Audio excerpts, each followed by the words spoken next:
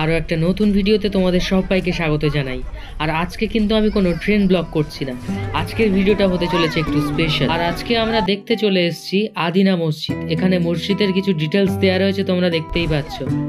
আর এই মসজিদ চত্বরে ভিডিও করার জন্য কিন্তু কিছু কাগজি ফর্মালিটি থাকে, সেগুলো আমরা এখন পূরণ করছি।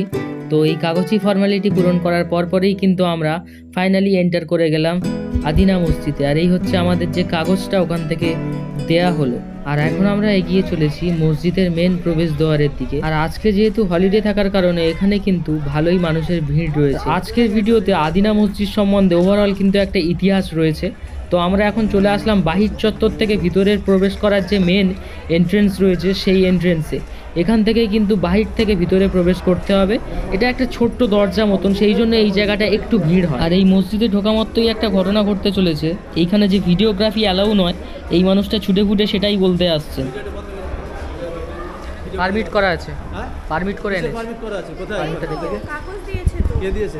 A few moments later. Hello guys, welcome to my channel. আজকে চলে এসেছি আদিনাতে। মালদা থেকে অ্যাপ্রক্সিমেটলি এটা 15 কিলোমিটার মতন ডিস্টেন্স রয়েছে। আর এখন আমি আছি পান্ডুয়ার অন্তর্ভুক্ত আদিনা মসজিদে। সো আশপাশগুলো দেখতেই পাচ্ছ। আর আদিনা কিন্তু গাজল থানার অন্তর্ভুক্ত এলাকার মধ্যে পড়ে। কথায় আছে আজ থেকে 650 বছর আগে সিকান্দার শাহ এই মসজিদ নির্মাণ শুরু করেন এবং মসজিদটা কিন্তু অসম্পূর্ণ থাকাকালীনই তার মৃত্যু হয়। মসজিদের কিছুটা অংশ সম্পূর্ণ হয়েছে আর কিছুটা অংশ এখনও অসম্পূর্ণই রয়েছে। আর বেশিরভাগ অংশটাই কিন্তু ধ্বংসাবশেষে পরিণত হয়েছে।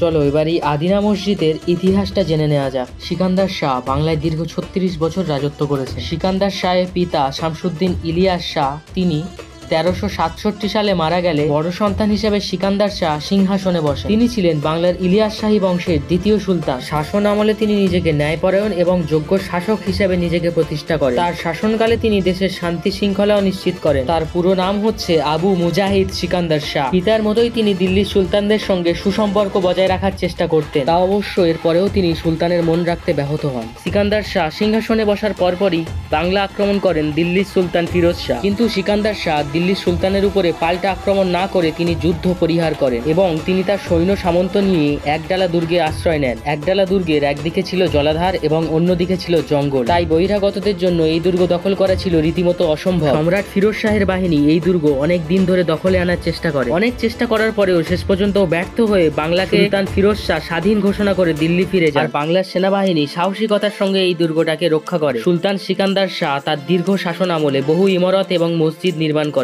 এর মধ্যে উল্লেখযোগ্য হচ্ছে পান্ডুয়ার বিখ্যাত আদিনা মসজিদ। এই আদিনা মসজিদ সুলতানকে ইতিহাসের পাতায় অমর করে রেখেছে। এই মসজিদ বাংলার সর্ববৃহৎ এবং সর্বাধিক গুরুত্বপূর্ণ একটি মুসলিম ইমারত। এই মসজিদে একসাথে 10,000 মানুষ নামাজ আদা করতে পারে। আর এখানে কিন্তু প্রবেশের জন্য ক্যামেরার ক্ষেত্রে বা ভিডিওগ্রাফির ক্ষেত্রে 25 টাকা করে নিয়েছে, মানে ওটা আর কি ভিডিওগ্রাফির জন্য একটা পারমিট বলতে পারো। এই হচ্ছে আদিনা মসজিদ। আর আদিনা মসজিদ না মন্দির, এই বিতর্ক লেগেই আছে, লেগেই থাকবে। কারণ এখানে অনেক শিল্পকলা এমন রয়েছে যেগুলো তোমার মন্দিরের সঙ্গে সামঞ্জস্য রাখে। অনেক শিল্পকলা রয়েছে যেটা মুসলিম শাসকদের যে রুচি বা তাদের শিল্পশৈলীরও নিদর্শন দেয় বটে।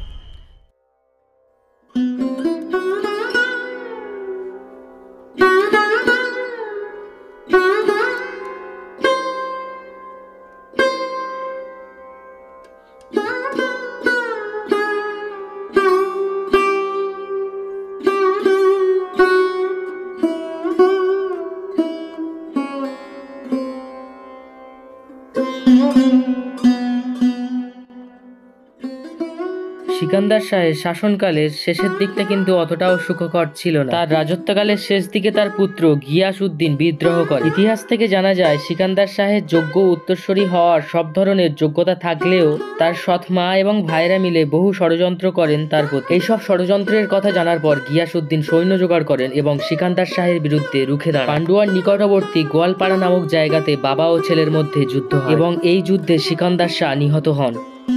ইতিহাসবিদরা বলেন গিয়াসউদ্দিন কিন্তু তার পিতাকে হত্যা করতে চান, কিন্তু গিয়াসের এইসব উপদেশ অমান্য করে তার এক সৈন্য সিকান্দার শাহের উপরে তরবারি দিয়ে আক্রমণ করে। পিতার শেষ সময় গিয়াসউদ্দিন ছুটে আসেন, পিতাকে কোলে নিয়ে উপরওয়ালার কাছ থেকে প্রাণ ভিক্ষা করেন, কিন্তু শেষ মুহূর্তে প্রাণ ভিক্ষা করলেও আর শেষ রক্ষা হয়নি। স্থানীয় জনশ্রুতি আছে যে সিকান্দার শাহকে আদিনা মসজিদের পশ্চিম দেয়াল সংলগ্ন কক্ষে সমাহিত করা হয়, আর এরই মধ্যে দিয়ে শেষ হয় আদিনা মসজিদের ইতিহাস।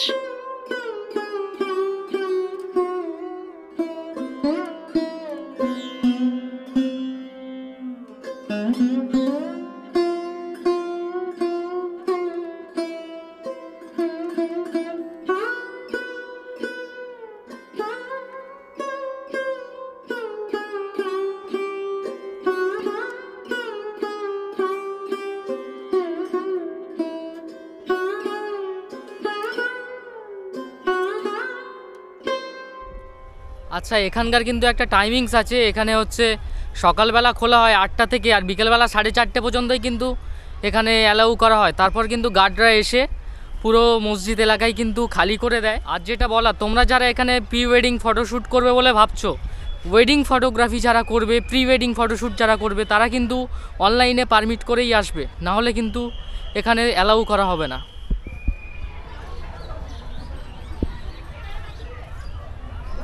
আর এতক্ষণ আমরা ছিলাম ভিতরে, এখন চলে আসলাম বাইরে। বাইরেটাও কিন্তু ভিতরের মতন অনেকটাই বড়, আর বাইরে থেকে দেখার মতন অনেক কিছুই রয়েছে। আর তাছাড়া আমাদের এখন যেহেতু বেরিয়ে যাওয়ার সময় হয়ে গিয়েছে, মানে 4:30 কিন্তু অলরেডি বেজে গিয়েছে, তো এখানকার যারা স্টাফেরা রয়েছেন তারা কিন্তু হুইসেল দিয়ে দিয়ে সমস্ত যেসব ট্যুরিস্টরা এসছে আজকে তাদেরকে কিন্তু বাইরের দিকে বার করে দেওয়া হচ্ছে। এখানে কিন্তু অন্ধকার হওয়ার আগেই সমস্ত ট্যুরিস্টদের বাইরে বের করে দেওয়া হয়, যেহেতু ভিতরে কোনো লাইটের ব্যবস্থা নেই, সেই জন্য সন্ধ্যাবেলা কিন্তু এখানে কাউকে অ্যালাউ করা হয় না। আর এই সময়টা কিন্তু ভ্যারি করে মরশুমের উপরে ডিপেন্ড করে। যেখানে গরমের সময় 6:30 7টা পর্যন্ত থাকতে দেওয়া হয়, সেইখানে কিন্তু শীতের সময় 4:30 5টা বাজতে বাজতেই মসজিদ চত্বর খালি করে দেওয়া হয়। আর এই ছিল আমাদের আদিনা মসজিদ ঘোরার একটা ওভারঅল ভিডিও। আর ভিডিওটা তোমাদের যদি ইনফরমেটিভ আর ভালো লেগে থাকে তাহলে ভিডিওটাতে একটা লাইক আর চ্যানেলটা কিন্তু সাবস্ক্রাইব করতে ভুলো না। এই ধরনের আরও অনেক ইন্টারেস্টিং আর ইনফরমেটিভ ভিডিও নিয়ে আবারও আসবো। আজকের মতন এখানেই বিদায় নিচ্ছি।